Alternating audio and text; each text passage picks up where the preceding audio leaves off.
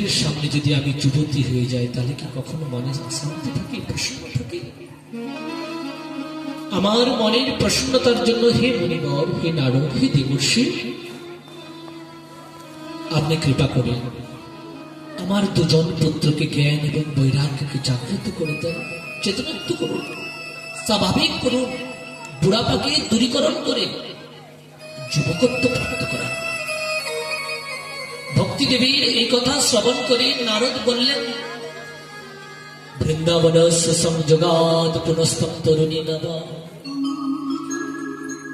হে ভক্তি দেবী, তুমি কেন যুবতী হয়ে গেছে জানো? তুমি শ্রীধাম বৃন্দাবনের অশেষ কৃপাতে অনুকম্পাতে শ্রীমতী রাধারানী তুমি যুবতী হয়ে গেছো।